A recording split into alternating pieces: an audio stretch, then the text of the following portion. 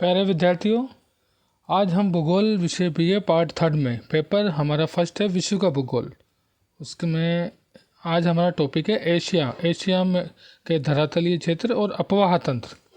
इसका अध्ययन करेंगे। विश्व के आदि मानव का जन्म स्थल एशिया महाद्वीप विश्व के सभी महाद्वीपों में सबसे विशाल महाद्वीप है। इसकी पुष्टि एशिया महाद्वीप के विशाल क्षेत्र तथा इसमें मिलने वाली अत्यधिक जनसंख्या से ही हो जाती है। एशिया तथा यूरोप दोनों महाद्वीप मिलकर विश्व के सबसे बड़े स्थलखंड यूरेशिया का निर्माण करते हैं। प्रोफेसर कॉर्निस कहते हैं कि जब यूरोप महाद्वीप के निवासी असभ्य थे तब एशिया के निवासी विकास की अवस्था में थे, लेकिन आज एशिया महाद्वीप अनेक राजनीतिक समस्याओं से घिरा हुआ है। हम इसके धरातलीय क्षेत्र में बात करें। किसी महाद्वीप की धरातलीय संरचना पर उस महाद्वीप की भूगर्भीय चट्टानों की रचना का सबसे अधिक प्रभाव पड़ता है।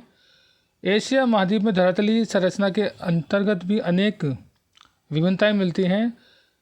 इस महाद्वीप में उपकल्प की पुरातन चट्टानों से लेकर टर्सरी युग की नवीनतम चट्टानें मिलती हैं। एशिया महाद्वीप की धरातलीय संरचना के बारे में अनेक मतभेद है, लेकिन इस बात से सभी भूगोलवेत्ता सहमत है कि एशिया महाद्वीप को भूगर्भीय संरचना के आधार पर निम्नलिखित भागों में बांट सकते हैं।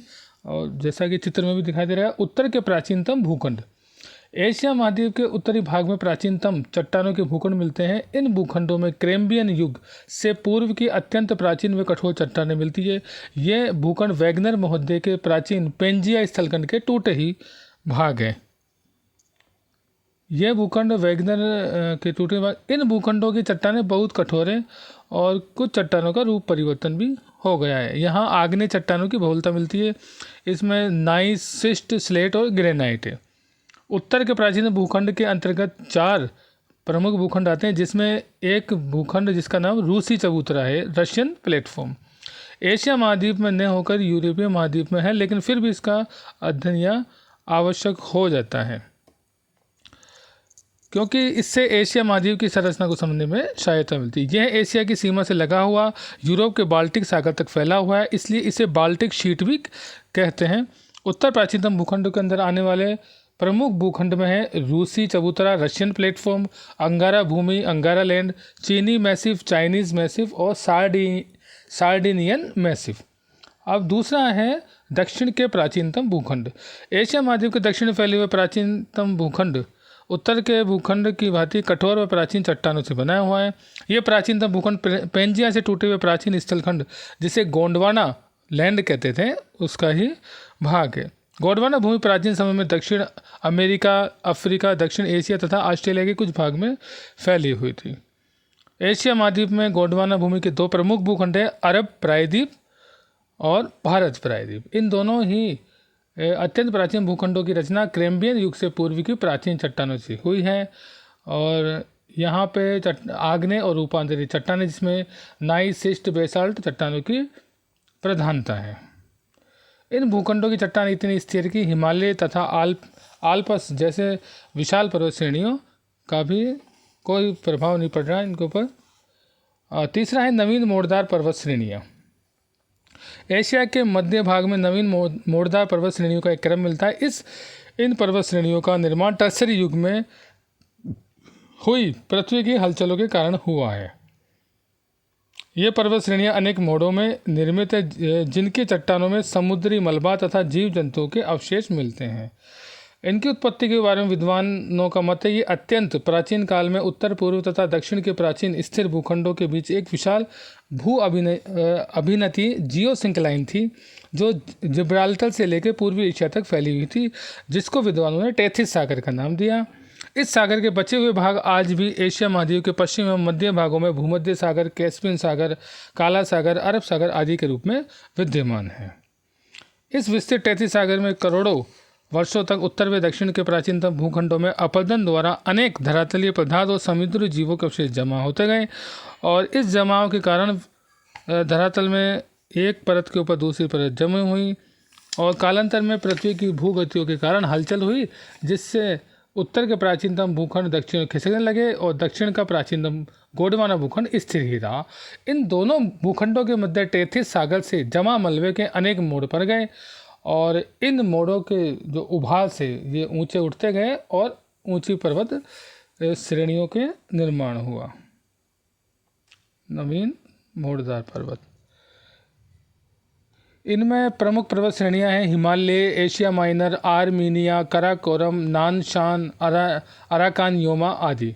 अन्य पर्वतों में Hindu Kush, Elbrus, Zagros, taurus, Ponting, Anatolia पठार, सुलेमान, किर्थर आदि।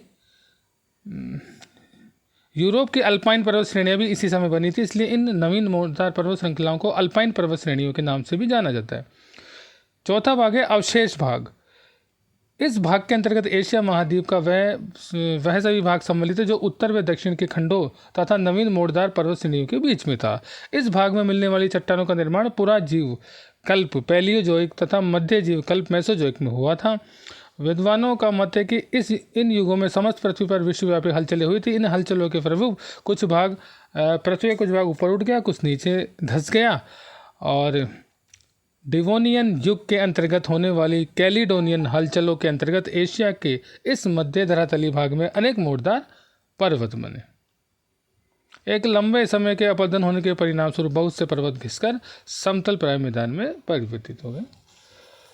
अब हम अध्ययन करेंगे अपना नेक्स्ट टॉपिक है अपवाह तंत्र। एशिया जैसे विशाल विश्व के सबसे बड़े एवं विशाल महाद्वीप के लिए अपवाह का बहुत बड़ा महत्व है। प्रोफेसर क्रेसी के अनुसार एशिया में किसी बड़ी विशाल नदी का अभाव है, जबकि अनेक छोटी नदियां एशिया के आंतरिक भागों में मिलती है। इस महाद्वीप की अपवाह प्रणाली की एक विशेषता यह भी है कि उच्च एवं विशाल पर्वत श्रेणियों से निकलने वाली नदियों के मार्ग में एशिया की ये पर्वत श्रेणियां बाधा के रूप में नहीं है। सामान्य रूप से मध्यवर्ती पर्वत श्रेणियों से निकलने वाली नदियां पर्वतीय ढालों के अनुसार बहती हुई पूर्व, पश्चिम, उत्तर व दक्षिण दिशाओं की ओर बढ़ती जाती हैं। तीन और महासागरों से घिरे हुए एशिया महाद्वीप की अधिकांश नदियां मध्य एशिया के उच्च पर्वतीय तथा पठारी भागों से निकलकर बहती हैं और क्रमशः ये उत्तर, पूर्व और दक्षिण दिशाओं में प्रवाहित होती हुई आर्कटिक, प्रशांत और हिंद महासागर में गिरती है। लेकिन फिर भी एशिया महाद्वीप का लगभग 80 लाख वर्ग किलोमीटर का आंतरिक भाग ऐसा है जिसका जल किसी भी सागर में नहीं गिरता। उपयुक्त तथ्यों के आधार पर एशिया महाद्वीप में अपवाह को हम इन 5 भागों में बांट सकते हैं। पहला है प्रशांत महासागरीय अपवाह क्षेत्र। इस अपवाह क्षेत्र में बहने वाली नदियां मुख्य रूप से मध्य एशिया की उच्च एवं विशाल पर्वत श्रेणियों से निकलकर पूर्व की ओर बहती हुई प्रशांत महासागर में गिरती हैं। इस अपवाह क्षेत्र का विस्तार अपेक्षाकृत कम है। प्रशांत महासागरीय अपवाह क्षेत्र की हम यदि मुख्य नदियों की बात करें तो आमूर, हांगो, यांग टीसिक्यांग, सिक्यांग, मीकांग, मीनाम, लाल आदि। अन्य नदियों में आमूर की सहायक नदियां उसूरी, सुगारी, हांगो की सहायक नदियां वीहो, फेनहो, यांग टीसिक्यांग की सहायक नदियां हान, मिन, कान, चार्लिंग, सियांग इत्यादि हैं। इस अपवाह क्षेत्र में अनेक प्रकार के अपवाह स्वरूप भी देखने को मिलता है। इस क्षेत्र में मिलने वाली नदियों का महत्व सिंचाई, कृषि और परिवहन के दृष्टिकोण से अधिक है। इन नदियों में उपजाऊ डेल्टाओं तथा मैदानों का निर्माण किया है। चीन का विशाल उत्तरी मैदान हांगो नदी की देन है। हांगो अपनी प्रतिवर्ष आने वाली भयंकर बाढ़ों के कारण चीन का शौक सौरो ऑफ चाइना कहलाती है। दूसरे क्षेत्र की बात करें हिंद महासागरीय अपवाह क्षेत्र। हिंद महासागरीय अपवाह क्षेत्र पश्चिम में दजला एवं फरात नदियों के उद्गम इस स्थान से लेकर पूर्व में मलेशिया तक फैला हुआ है। मुख्य नदियों में दजला, फरात, सिंधु, गंगा, ब्रह्मपुत्र है। अन्य नदियों में इरावती, सॉल्विन, चिंदविन, गोदावरी, नर्मदा, तापी, कृष्णा, कावेरी, महानदी है। इस अपवाह की सबसे महत्वपूर्ण विशेषता है कि यहाँ नदी अपहरण के अनेक उदाहरण मिलते हैं। जैसे इरावती और सिंधु नदी सबसे बड़े उदाहरण है। प्राचीन काल में उत्तर दक्षिण घाटी में बहने वाली नदी का सिंधु नदी ने अपहरण किया। इस प्रकार के नदी अपहरण के अनेक चिन्ह आज भी हिमालय पर्वत पर दिखाई देते हैं। और इस क्षेत्र में बहने वाली नदियों का कृषि सिंचाई के दृष्टिकोण से अधिक महत्व। गंगा एवं सिंधु का मैदान एशिया का प्रसिद्ध और सबसे उपजाऊ मैदान है। म्यांमार की इरावती ने इस देश को एक सुचारू आर्थिक जीवन प्रदान किया है। इराक अपनी दोनों नदियों दजला एवं फरात की देन है। तीसरे क्षेत्र की बात है आर्कटिक महासागरीय अपवाह क्षेत्र। एशिया महाद्वीप के उत्तर भाग में स्थित ये सबसे बड़ा अपवाह क्षेत्र है। इस क्षेत्र में नदियां मध्यवर्ती उच्च व गर्म प्रदेशों से निकलकर एशिया के विशाल उत्तरी मैदानी भागों में बहती हुई उत्तर में आर्कटिक महासागर में गिरती है।